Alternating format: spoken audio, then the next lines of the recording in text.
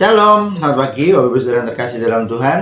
Kita bersyukur pagi hari ini kembali Tuhan masih memberi kita kesempatan kita bisa belajar firman Tuhan bersama-sama melalui program Roti Gembala. Pagi hari ini saya akan bawakan renungan firman Tuhan dengan judul Berbuat Baik. Bapak Ibu Saudara, kalau kita renungkan, untuk apa sih kita berbuat baik? Apakah kita berbuat baik supaya kita masuk surga? Apakah kita berbuat baik supaya kita selamat? Kita sudah dijamin keselamatan kita melalui penebusan, melalui korban Kristus di kayu salib. Maka keselamatan kita sudah terjamin selama kita adalah anak-anak Tuhan. Sekali anak tetap anak, kata Bapak Gembala seperti itu. Yang harus kita perhatikan adalah selama kita hidup, kita menjaga hidup kita supaya selalu berkenan kepada Tuhan. Sebagai anak Tuhan, kita hidup berkenan kepada Tuhan, maka keselamatan kita itu sudah pasti. Perbuatan baik kita tidak menyelamatkan. Lalu, untuk apa kita berbuat baik? Kita baca dulu ayat-ayatnya. Yang pertama di dalam Efesus 2 ayat 10, terjemahan baru. Karena kita ini buatan Allah, diciptakan dalam Kristus Yesus untuk melakukan pekerjaan baik yang dipersiapkan Allah sebelumnya. Ia mau supaya kita hidup di dalamnya. Kalau menurut ayat ini jelas dikatakan bahwa kita ini buatan Allah, diciptakan dalam Kristus Yesus untuk melakukan pekerjaan baik. Jadi memang kita ini diciptakan dengan tujuan untuk melakukan pekerjaan baik yang Tuhan sudah persiapkan. Kita berbuat baik karena memang kita dirancang, kita dicipta untuk melakukan perbuatan baik. Itulah kenapa kita harus berbuat baik. Selain kita berbuat baik karena kita tahu, kita sadar bahwa Tuhan sudah terlebih dahulu baik kepada kita, maka kita berusaha untuk membalas kasih setianya. Meskipun perbuatan baik kita seperti apapun tidak akan pernah bisa membalas kasih setia Tuhan, tapi kita berusaha untuk membalas dengan perbuatan baik kita, bukan untuk kita diselamatkan. Kalau menurut ayat ini, karena kita memang diciptakan untuk itu. Kita diciptakan untuk berbuat baik. Di dalam Galatia 6 ayat 10 terjemahan baru, karena itu selama masih ada kesempatan bagi kita, marilah kita berbuat baik kepada semua orang, tetapi terutama kepada kawan-kawan kita seiman. Ayat ini mendorong kita, selama ada kesempatan, selama kita masih hidup, maka mari kita berbuat baik kepada semua orang, tetapi terutama kepada kawan-kawan kita seiman. Jadi yang diprioritaskan adalah kawan-kawan kita seiman atau saudara-saudara kita seiman, baru kita berbuat baik kepada orang lain. Satu lagi ayat di dalam Titus 2 ayat 7a terjemahan baru. Dan jadikanlah dirimu sendiri suatu teladan dalam berbuat baik. Bahkan ayat ini mengatakan kita harus menjadikan diri kita sendiri ini sebuah teladan dalam hal berbuat baik.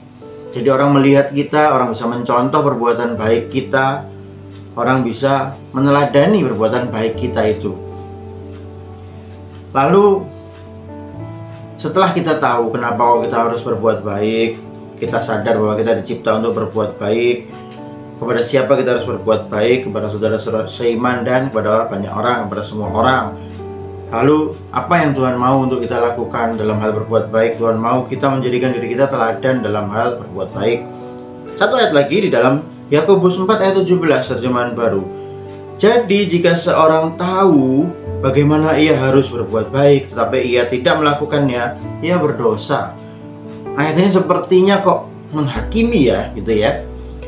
Cuman karena kita tidak berbuat baik, kita tahu bagaimana harus berbuat baik, tapi kita tidak melakukannya, dikatakan kita berdosa.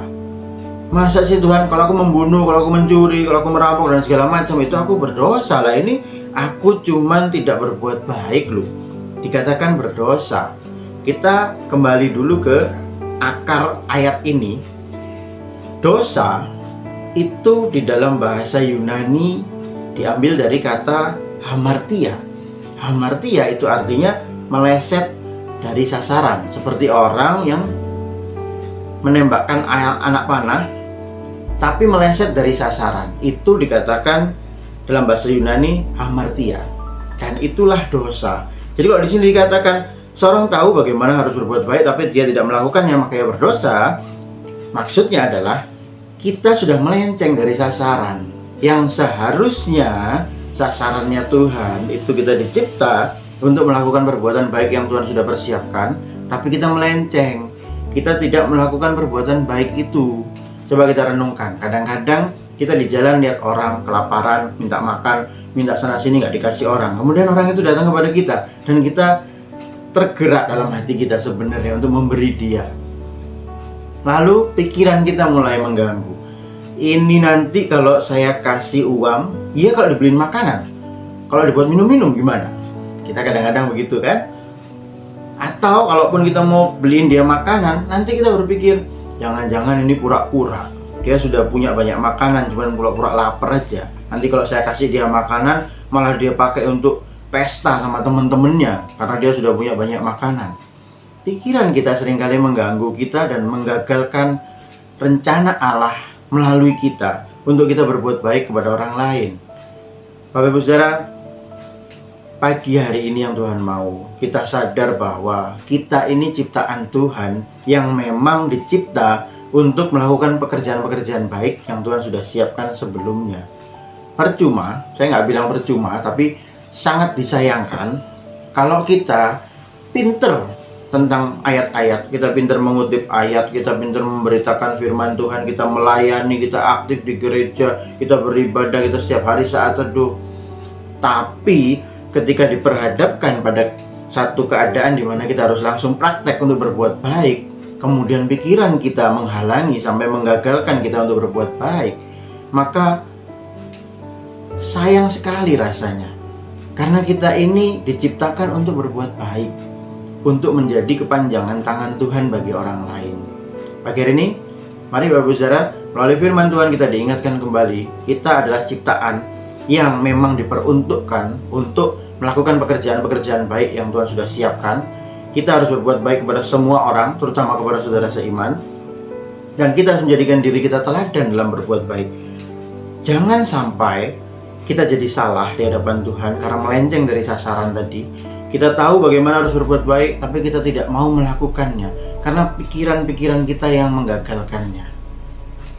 Pagi hari ini yang Tuhan mau, kita sebagai anak-anak Tuhan tidak pernah ragu dan selalu peka terhadap suara Tuhan untuk membantu orang lain, untuk melakukan pekerjaan-pekerjaan baik, untuk selalu berbuat baik pada orang lain.